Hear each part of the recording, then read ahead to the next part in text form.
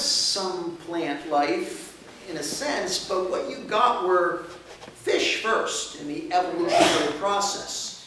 And these fish were swimming around in the sea, and there really was nothing up on the land, or maybe plants. But then what happened was some of the fish started to develop some little legs, fins with maybe fingers and toes that began to move and get stronger, and they began to crawl up onto the land.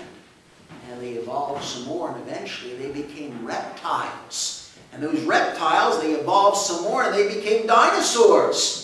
And from them came and arose the mammals, and the birds came from those things. That's the teaching of the world and the whole evolutionary process.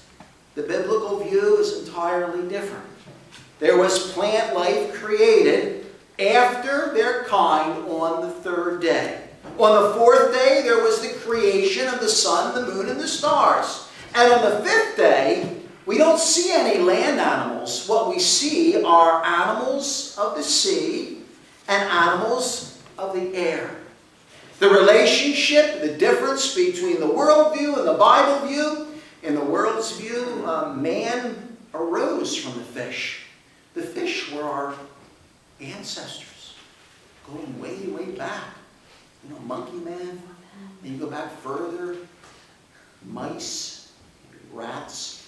You go back a little bit further, reptiles and dinosaurs. And then you go way, way back to your great-great-great-great-grandfather is a fish crawling up onto the land. That's the idea of the world. We're all kind of connected to these things going all the way back. And that's what the world teaches. Man is simply a more advanced cousin of all of these things.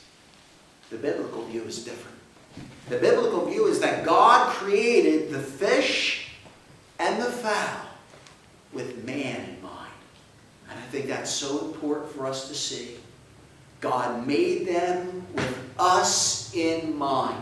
When we look at the creation of God in Genesis chapter 1, God did all of this with man in mind. Let's consider the creation of the animals of sea and air and its great significance and impact to us today.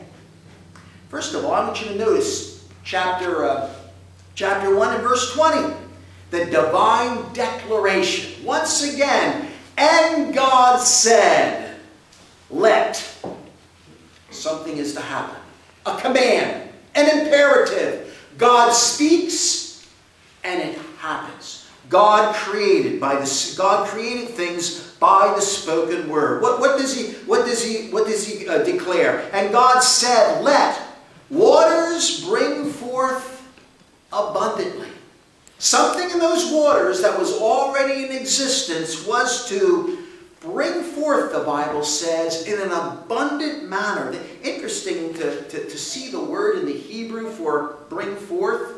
It's bring forth is maybe not the best translation. Literally, it means to swarm. Let the waters swarm abundantly. I looked up the word in the dictionary there, and it said to wriggle. Wriggle. I never used that word in my entire life, so I looked it up in the dictionary, and it says to squirm, to proceed by twisting and crawling and moving.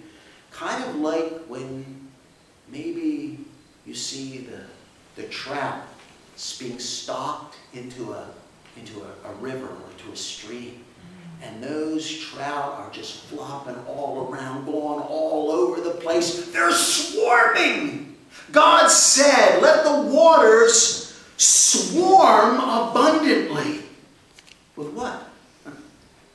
The moving creature that hath life. Now, he doesn't exactly say fish here. Okay, there is a word for fish. And that's not, but we're talking here about creatures, living creatures, different than the plants, that are swarming in the waters. Animal life of water. Moving. The word here means, again, it's swarming. It's the same thing. Wriggling. Swarming. They're moving. That's the neat thing about this form of life. Plants are stationary.